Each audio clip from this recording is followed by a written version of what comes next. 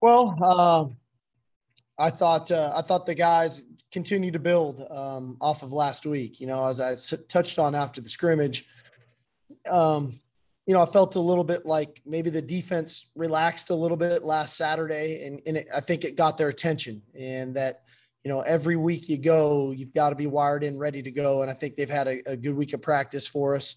I think again the offensively, we're continuing to build. In all phases, we've got plenty of work to do.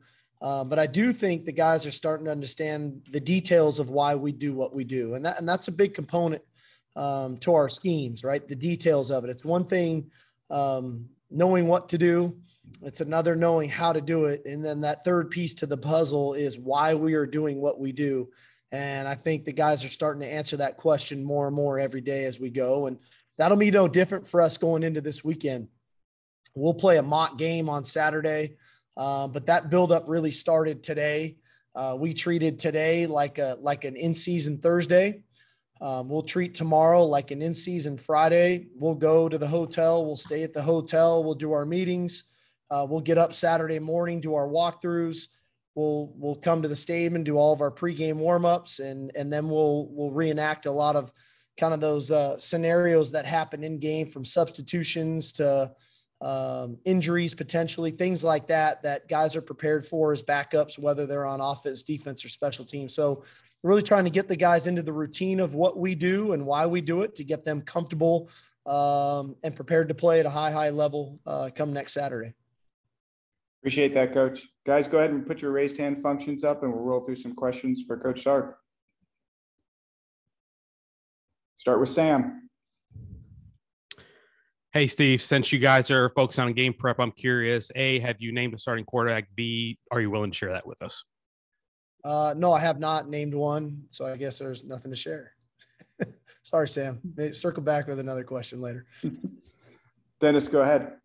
Can you share maybe the snap count as far as working with the first team snaps for the quarterbacks this last week? And even if you can't, what have you seen from both Casey and Hud that maybe shows you, maybe that's impressed you, maybe that shows you that they're really trying to stake a claim to this job? Well, quite frankly, the reps have been split 50-50, and half of them with the ones, half with the twos. And I think probably they've continued to build. I know that first scrimmage didn't go the way they wanted it to go, and probably I wanted it to go for them. But like I just touched on for the defense, I think it was a really good kind of wake-up call for them after having practiced well the first week.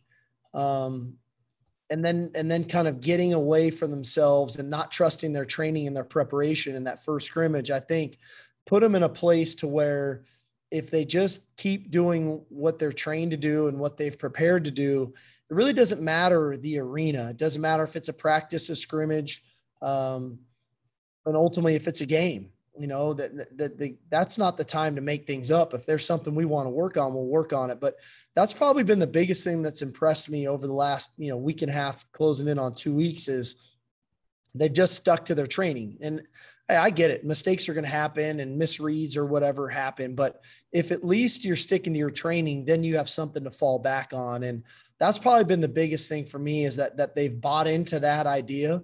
And that's why I think they both played really well Saturday and have continued to play, well this week. So we'll work ourselves through it, and we'll get to a point to where, we feel good about what we're going to do next Saturday. Brian, go ahead. Steve, if you could allow yourself to, step away from the everyday, how are you feeling, 1 week out of heading into, leading up a major college football program? That's a very high profile thing in the nation, and doing that again. I guess, more than anything, it's exciting. I love college football. I know I've said this to you guys. I don't want to sound like a broken record, but I love college football, and I love the pageantry of it. I love the history and tradition of it. I love the excitement of week one in college football. I love the atmosphere, the fans. So from that aspect of it, like it's really exciting. Like I recognize this is really cool what I get to do. I'm a really lucky guy that gets to do what he loves to do. And there's not a lot of people that get to say that in the world, and I'm one of them. So I do recognize that fact of it. Now, on the flip side of it is, you always just want to make sure your team's prepared. You want to make sure that everything we're doing, and ultimately when that ball gets kicked off next Saturday, that our players are in position to have success. And that as a staff, we're in position to make the necessary adjustments that are needed in game. That's always the tricky part with the first games of the season is all of the unscouted looks, right? Whether they're defenses, offensive schemes, special teams, whatever they are, and that you've got the pieces in place to recognize the things that are new that maybe we haven't been able to prepare our guys for, make the proper adjustments so that they can, put them in position to be successful on game day. I mean, that's ultimately why we do what we do, right? It's for these players to have success, and the more success we can have and continue to build it, I think the better team success we'll have. Bob, go ahead. Coach, is there an advantage to not naming a starting quarterback? And like, as a coach, have you faced it before and you kind of know going in, it doesn't really matter all that much which quarterback you're going to get because you're facing a certain offense? Or do you think there is a real advantage to not naming one?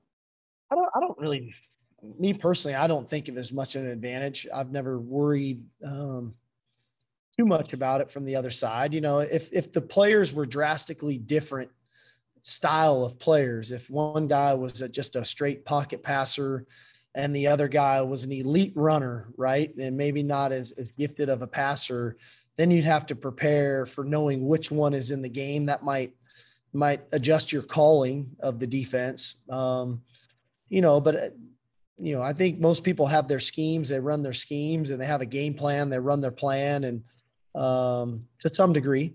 And so, none of how we're operating is trying to create a competitive advantage. It's truly about trying to do what's best for our football team to have success come September 4th. Kirk, go ahead. Yeah, Steve, wanted to ask you about Brendan Schooler.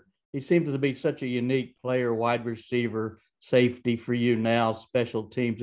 Does he remind you of anybody you've had? And is he kind of a madman back there with the tattoos and the hair, but in a smart way? No, I think the thing about Schooler, I really appreciate his approach. I think he's been on a heck of a journey in his college football career, right? Right.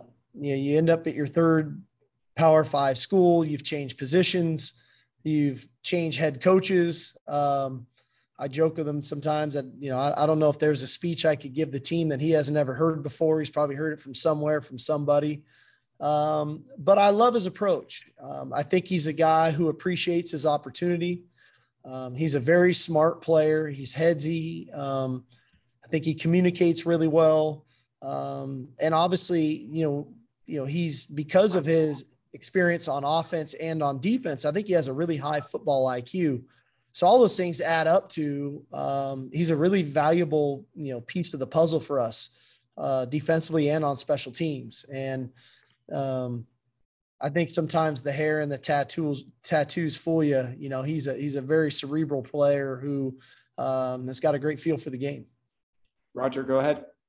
Coach, other than a couple of guys from Alabama, you've never coached these guys in a real game. Is that something where you can only learn next Saturday, or is that part of this buildup with the scrimmages, with the walkthrough, but also just sensing who the leaders are and who the guys that maybe won't shy away once it's game time? Well, I think you're spot on. That's why we scrimmage the way we do in real game-like, conditions and atmospheres. That's why we do the build up to this week and have the mock game. And a lot of it is, you want to see the guys that are able to cut it loose and play fast and free. You want to see the guys that maybe, get out of themselves a little bit and maybe don't trust their training. You want to recognize the guys, if any, that maybe have a little performance anxiety and how we can help them. That doesn't mean they're not a good player. That maybe something has got them jammed up to where they can't perform the way that we would like them to, or that they would like to. But those are all the things that we're constantly gathering information on, right? So, it's helpful to do the things that we're doing, but we're going to have to make plenty of in-game adjustments as these things come about, because to your point, we've never coached in a real game with these guys before. We've had a couple scrimmages, a spring game, and so you get an idea. But ultimately, in front of 100,000 people on national television, some guys may react a little bit different, and we need to be prepared for it. Joe Cook, go ahead. Steve, as much as training camp is for the players, I'm sure there's also an aspect that's for the coaches. And so how much have you, I guess, practiced, I don't know what the right term is, but practice play calling and getting into the rhythm of that role that you have on Saturdays? And is this upcoming mock game help you in that process? Oh, I think probably the second half of training camp, it really kicked into gear for me. You go into that first scrimmage, it's kind of like the NFL preseason games. You're not really game planning. You're just kind of calling what you've installed. Last week, I thought we had a little better rhythm just as an offense, and that probably started with me in calling plays. And now as you start to build a real game plan together, and you know what you're calling when and why, maybe for a specific reason because of the scheme, maybe to set up something else later in the game. But a little bit of play calling is kind of like riding a bike. Once you learn to ride it, doesn't matter how long you wait. The next time you get on one, you just start pedaling and away you go. So I'm pretty comfortable in that arena. I've been really trying to get myself back into the mode of obviously managing the game as the play caller as well. And that's why we've kind of scrimmaged the way we have and done a lot of the situational work that we have, not just for the players, but for the coaches as well. Cedric, you're up. Hey, Steve, you've worn both hats as the offensive coordinator and the head coach. What unique challenges do come with being the guy, the face of the franchise? And also, have you guys started installing Louisiana yet, or is it next week? I'm going to answer it backwards. Sorry, Sid, but yeah, we have started on Louisiana this week. And we recognize the quality of the opponent. Veteran team, very sound in all three phases, excellent returners, a physical offense, a very multiple offense, formation shifts, motions, and an experienced quarterback, and then a very sound defense that's a veteran unit, plays really well together. So we felt like it was important to start on them this week to make sure we got a really good, solid foundation of what we're trying to do schematically. I think, being the head coach as well as the play caller, I think the first component to all of that is everybody on staff understanding their role and really clearly defining their role on game day and what their responsibilities are, so that when I need and or ask for specific information, the necessary people answer with the right information. And I think that's the first component, whether that's offense, defense, special teams. I think, our adjustments as an offense are critical, that everybody's on point with their responsibilities in between series to make those necessary adjustments so that we can have a quality series, the next one out. But then also time management, game management, fourth downs, go for it's, punts, field goals, 2-point conversions. There's all those things that go into it. But like I said before, I've done this for about 6-7 years prior. So a pretty good understanding of what it feels like, but every game always presents new things, right? And those new scenarios that, man, you wish could we have practiced that one? And then you just fall back on your training of coaching and the guys you've been around, and you try to fall back on I remember I was in this scenario 8, 10, 15, 20 years ago. This is what we did. So But that's football in general, right? We make decisions every 25 to 40 seconds, and you got to keep making them. Yeah, there's no let me think about it. So you got to make a decision. You got to keep moving. Anwar, you're up. Hey, Coach. You and Coach Napier were on the same staff together for at least 1 year when you were an analyst. I think he was a receivers coach. Wanted to know, what's your relationship with him like, and what can you say what he was being able to do at Louisiana as a head coach? Billy's a great football coach, great football mind. I think he's very detailed. He's a tremendous offensive coach, but I think he's a really good head coach. You can see it in their team. They're well organized. They're efficient. They play sound. They play hard. They don't give you very many freebies. They attack you clearly on special teams, a great special teams unit last year. So all the way around, you can see he's got really good command of their organization. They play well together. Those kids are motivated. They play hard. So I'm really happy for Billy. He's done a great job. First time head coach now, 3 years in, and he's got his team playing very good. Chip, Steve, go ahead. hey, is there any concern that your decision at quarterback could impact the other quarterbacks' investment in the program at this point? What do you mean? Like if your decision could impact one of the quarterbacks to, get in the transfer portal or make some kind of decision like that? I can't worry about that. I have to make decisions that are in the best interest of the entire football organization and our entire team. And the moment you start worrying about the what ifs about one player, I think that's when you get hesitant in your decision making, and you end up starting to make decisions that aren't in the best interest of your team. And we've got over 100 players on this team, and not one player can have that much of an impact to where you sacrifice the team over one player. So no, we focus on the team first in everything that we do, and that won't be any different when it comes to the quarterback play. Chuck, go ahead. Yeah, Steve, how much of your offensive system is kind of one size fits all, as opposed to maybe tweaking it or adjusting it on personnel? And that's a long-winded way of saying, how much is Texas, in the opener going to look like the Alabama team we saw for the last 2 years on offense? I think in general, we've got an offensive system that I think was pretty multiple, pretty versatile. Personnel groupings, formations, schemes.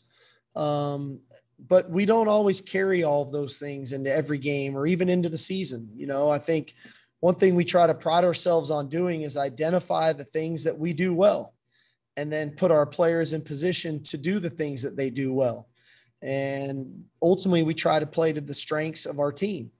And so as we navigate our way through this, and you're starting to learn our team and where we have our depth and where our playmakers are, and where our strengths are up front on the offensive line, and the things that the quarterbacks do well, those are the types of things that we try to do. And so quite frankly, really every year we go through this, there's always some subtleties and some uniqueness to what we do, because we're trying to play to the strengths of the guys that we have and the things that they do well. So I'm sure there'll be some things that look similar, and there'll be some things that won't.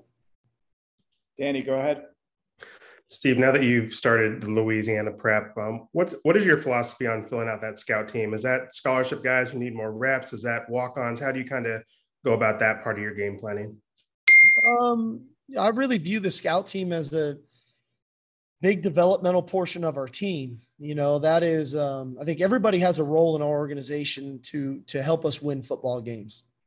And a scout team player is critical to our success, whether he's a walk-on or a scholarship player, in giving a really good look for the other side of the ball and preparing them to perform and play come Saturday.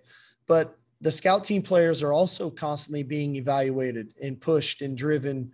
That's the reason when we practice, we two-spot everything throughout camp, that we're always coaching every player on our team. We don't like players standing around watching.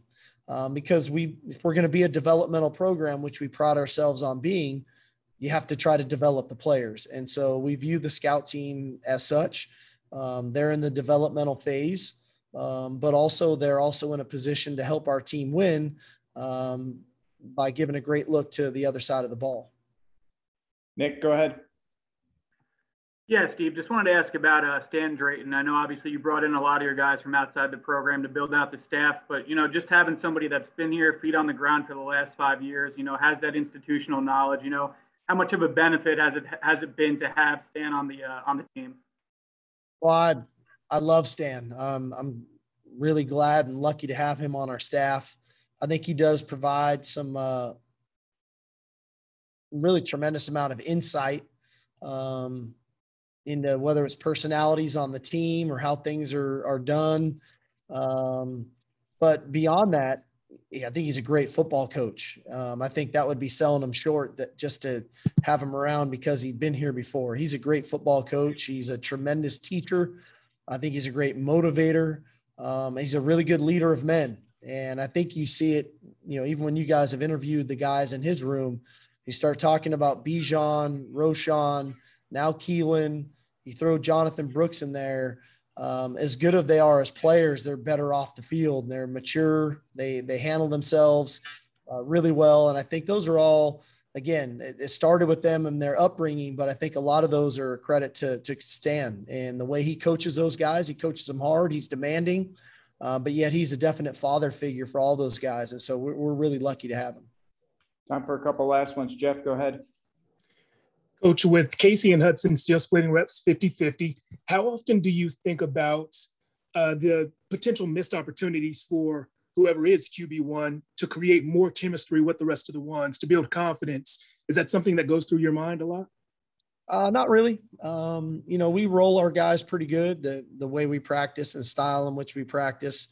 Guys are rolling pretty good. We get a lot of reps in practice, and so they all both guys are getting the same plays, whether it's with the ones or the twos and seeing the reads. And, we're not trying to reinvent the wheel here in this game plan. There's a lot of things that we did in camp that are part of this game plan. So they've gotten plenty of reps at that stuff. Now, when the season rolls around, we get ourselves going, ultimately there's going to be a guy that'll be kind of the frontline guy, and he'll start to get more of those reps. But going into the opener, no, I'm not as concerned about it on that front.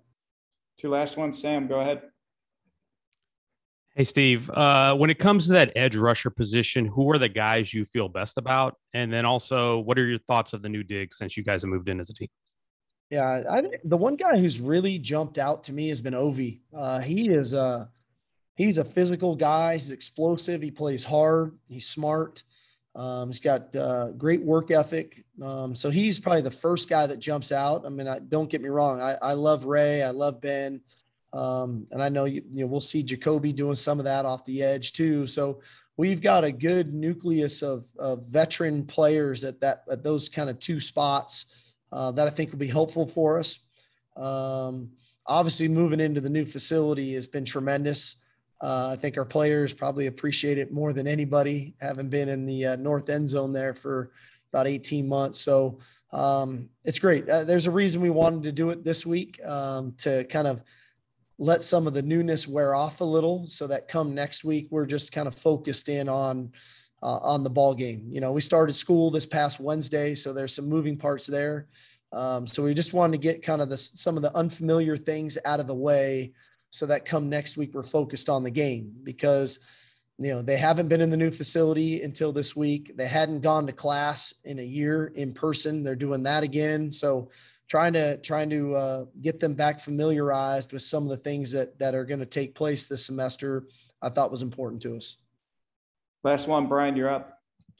Steve, one more about talking about being the face of the program. How much, if any at all, interest have you taken in marketing of the football program? What's going to be, what game day is like for the fans? I mean, even the ads on the Jumbotron. I mean, are they bringing that stuff to you, or is that stuff you want to learn about? I'm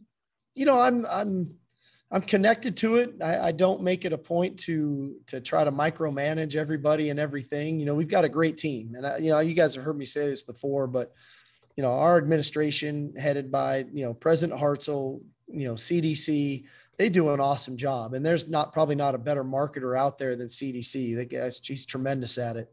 But I do take a lot of value in it because I do think that we are the product on the field. And we got to make sure that we're creating an environment that is exciting. The fans have a big component to us winning as well. Our game day home field advantage is a big component. If we're going to have 100,000 people in the stands, making sure they're excited and entertained and there's a buzz and a sense of, kind of unity amongst Longhorn Nation and them being proud of what we're doing. We're being fired up that they're there and creating that environment. So I think those two things go hand in hand. But, I don't get overly involved, but I am aware of the things that we're doing.